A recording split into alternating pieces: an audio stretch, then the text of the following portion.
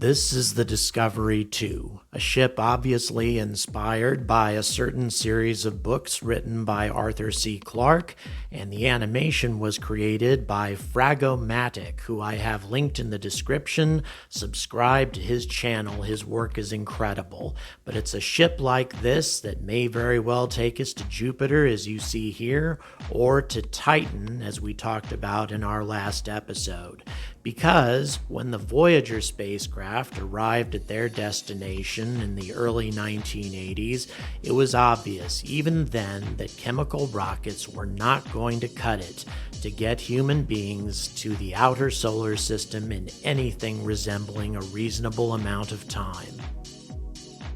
You see, even though the Voyagers were tiny spacecraft, and even though they were utilizing the massive gravity of Jupiter to assist their velocity by the time they were arriving at Saturn, they still took over 3 years to get there. And our latest mission concept to the outer solar system, the Europa Clipper mission, is going to be propelled by the SLS. Right, let's drop that right away and just go with the Falcon Heavy and gravity assists. You have a much better chance with that, NASA.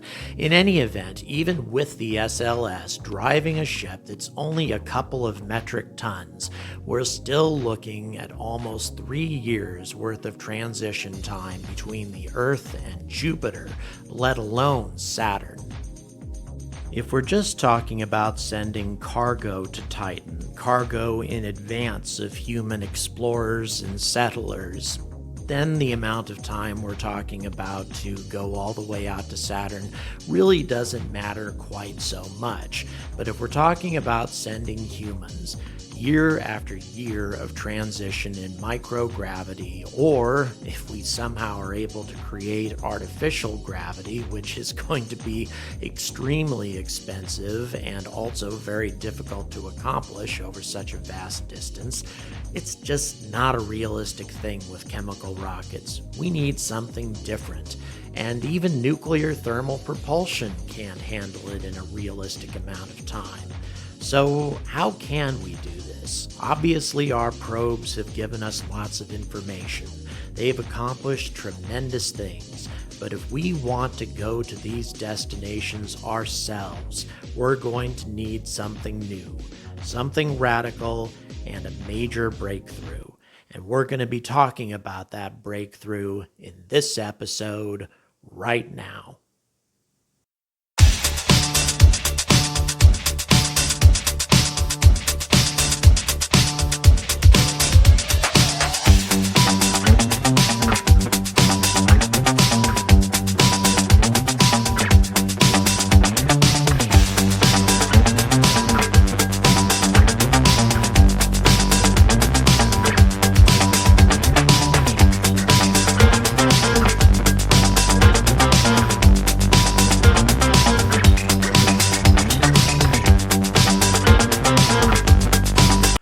Good evening, and welcome to another episode of The Angry Astronaut, our third chapter in our 15,000 subscriber celebration, and we have already blown way past 16,000 subscribers.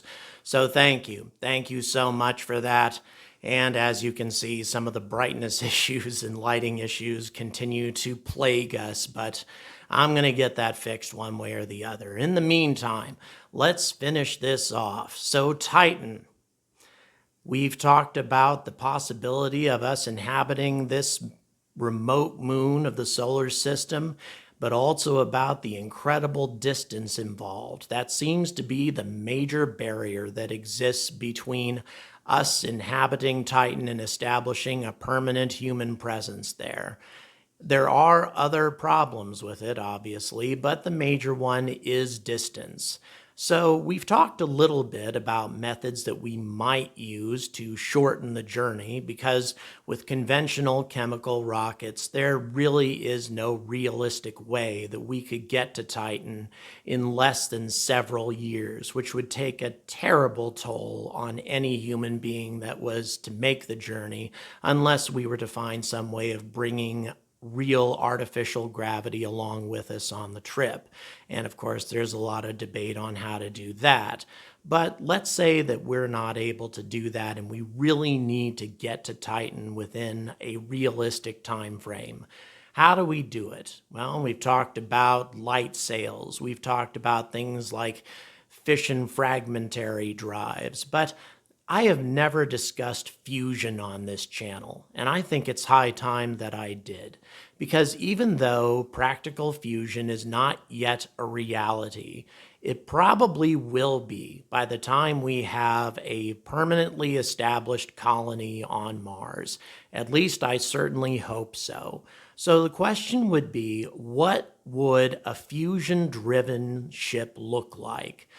How difficult would it be to construct one? Are there any ideas on the board currently? And I think most of you know that there are. And how much time would it actually shave off? Would it make a really substantial difference?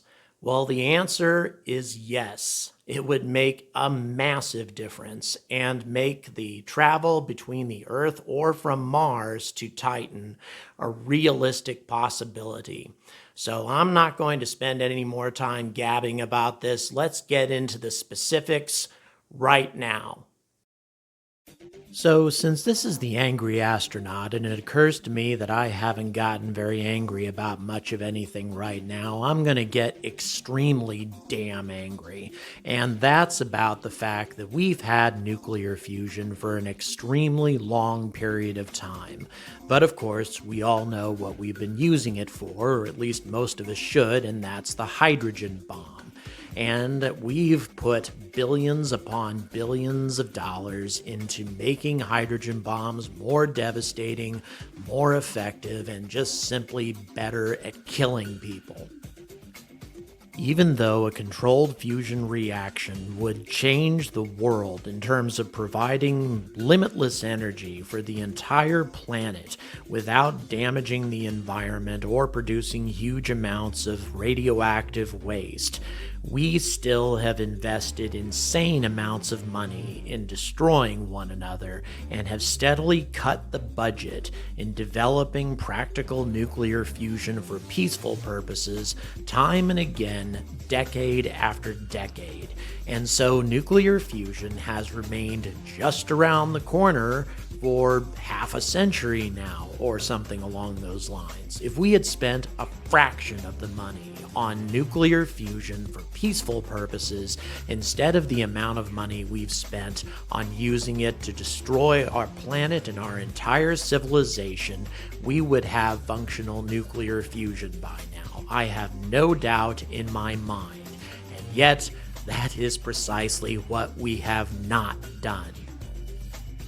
But before I get any more pissed, let's talk about the basics of nuclear reactions. First, there's fission, where you take an unstable atom of uranium or plutonium, for example, fire a neutron into it, and it splits the atom, producing energy and two more neutrons, which go on to split two more atoms, and so on and so forth until a massive explosion is generated. And this type of reaction is needed in order to produce a fusion reaction as well, because you need the heat and pressure required, a tremendous amount of it actually, in order to cause two hydrogen atoms to bond together to produce a helium atom. And those two hydrogen atoms are usually deuterium and tritium. Both reactions produce vast amounts of energy because nuclear forces are being broken in the process, although fusion produces more energy. It also produces neutrons, thus radiation. However, if you use helium-3 in the mix and deuterium, and then what you get is a normal helium atom and a proton and no radiation. Helium-3, however, runs in very short supply on Earth. However, there's a whole lot of it on the Moon, which makes the Moon extremely important for the future development of fusion. But controlling a fusion reaction without it doing this is very, very difficult. We're talking about the energy generated inside of a sun here, but there's no material, of course, that can contain it, but there are other methods that if we hadn't been continuously cutting the budget on, we probably would have perfected by now. And one of the most promising that's being worked on right now is the spherical torus reactor. Now, not to get too in-depth into physics here, but essentially what this does is uses magnetic forces in order to control the plasma, or rather the superheated material generated by a fusion reaction. It controls it and also harnesses the energy produced by a fusion reaction for a variety of purposes, and that's what the Discovery 2 uses. So the Discovery 2 is essentially a long central truss, not too different from the ISS, with 3 rotating habitats of a total of about 170 metric tons of payload at the front, and multiple tanks for hydrogen at the back, along with the fusion reactor. And as you can see, the habitation areas rotate, providing a small amount of artificial gravity, and are as far away from the reactor as possible for safety purposes and also because of radiation.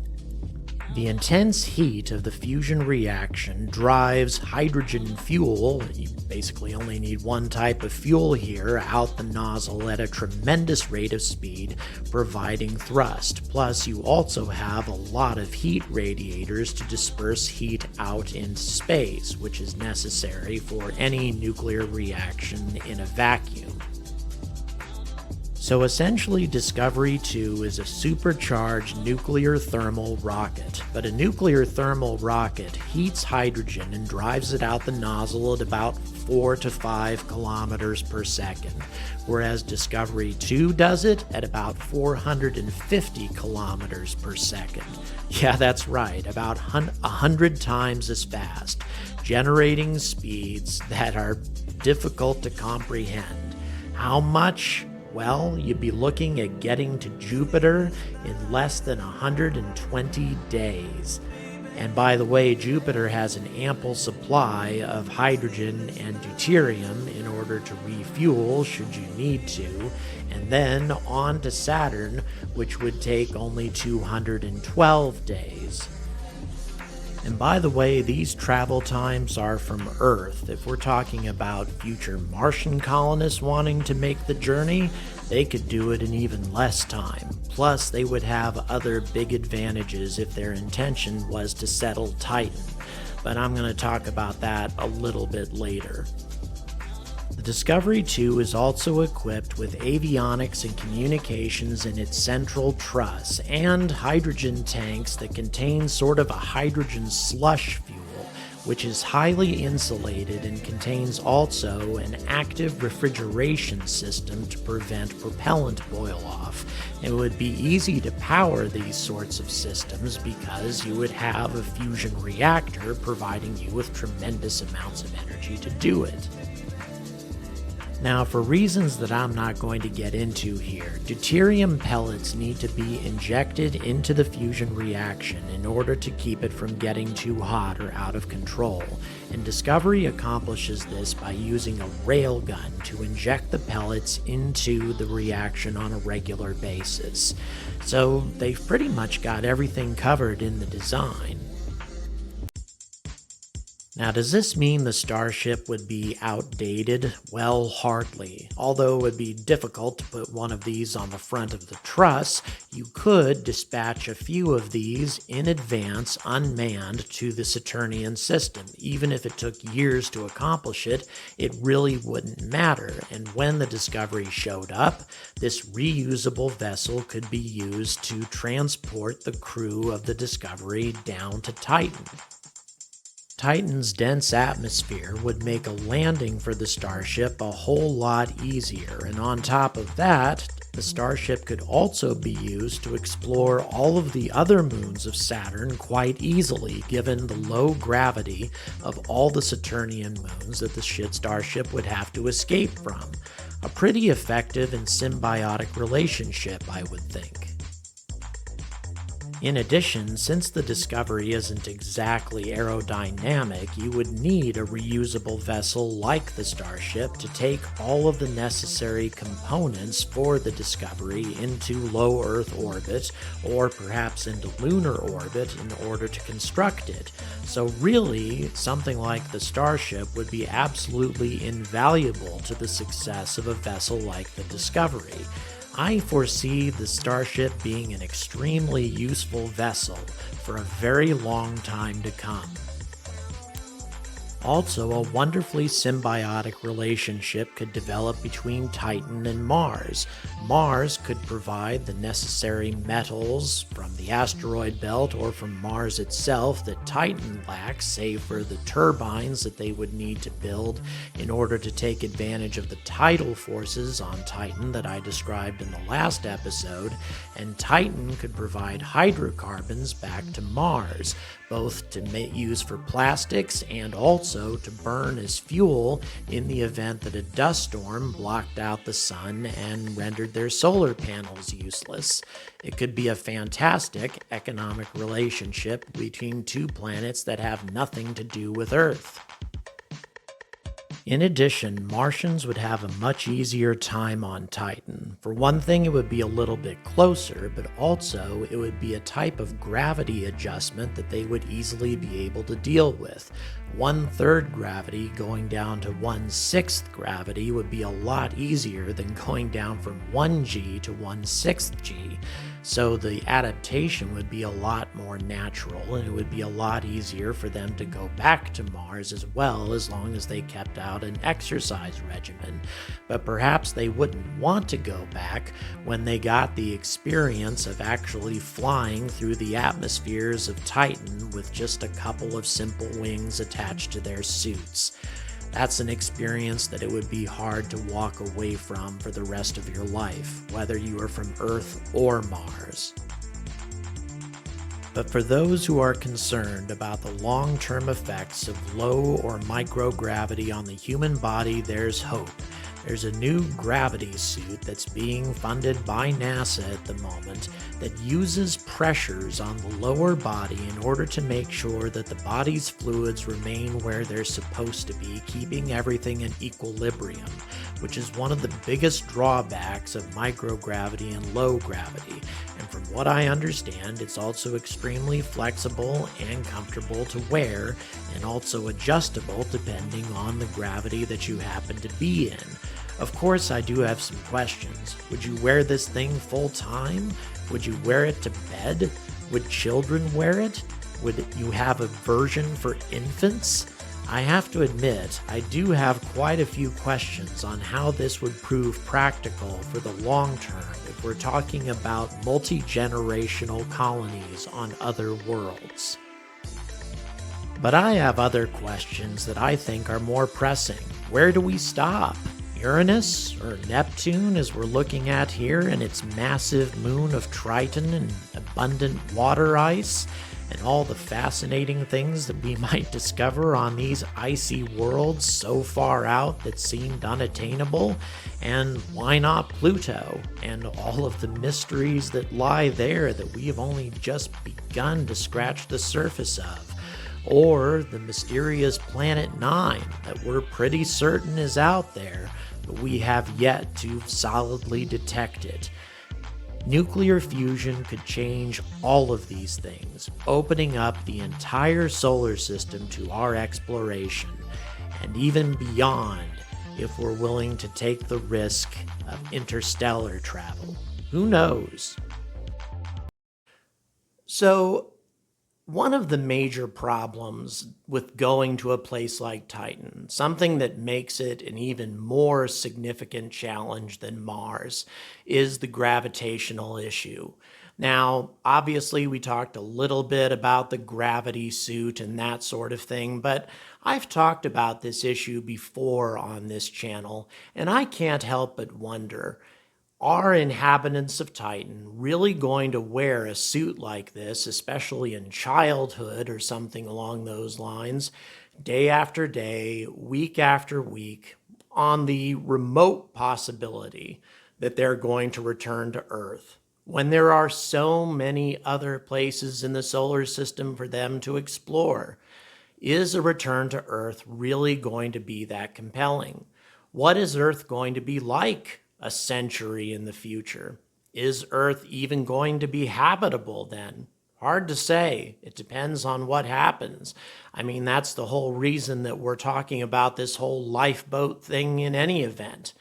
I've argued a number of times in other episodes on this channel that there should be no compulsion on the part of those who choose to explore the solar system to bring Earth's gravity with us. It's such a difficult thing to do, and frankly, many people may not want to make use of it. Instead, they may want to explore the other moons and planets of the solar system that simply don't require it. Aside from Venus, which is a planet that we couldn't really explore to any great extent except the upper atmosphere anyway, Earth is the only planet in the solar system that has such a serious problem with gravity. Mars' gravity is not that much more significant than Titan, and everywhere else is perfectly doable. Inhabitants of Titan could explore every moon of Saturn, every moon of Jupiter, and the moons of Uranus and Neptune, should they choose to, or even all the way out to Pluto, without having to worry about gravitational considerations. So, my question is, are they really going to want to return to Earth with so many other opportunities out there for them, to say nothing of the possibility of interstellar travel, which is also made possible by fusion power? Hard to say, and certainly something that isn't going to be resolved in my lifetime. It's more of a philosophical question than it is a scientific one, I think. But in any event, if you want to see topics like this in the future, a wide variety of topics, from what's going on right now with our plans to colonize Mars and go to the moon again, to futuristic topics like the one we've discussed in this episode, you know how to support this channel. It's all in the description. So, and by the way, there's some more names that have been popping up here, additional Patreon supporters, and thank you very much for everything you've done to support this channel and make this my career. And I encourage all of you to continue supporting this channel if you want to continue seeing content like this. But until we're ready to make this vast voyage to Titan, until we either have the technology or we make some other kind of breakthrough that allows us to go to Titan even quicker than what I've described here, until we're ready to make the decision to inhabit this strange and alien place, I urge all of you to stay angry about space.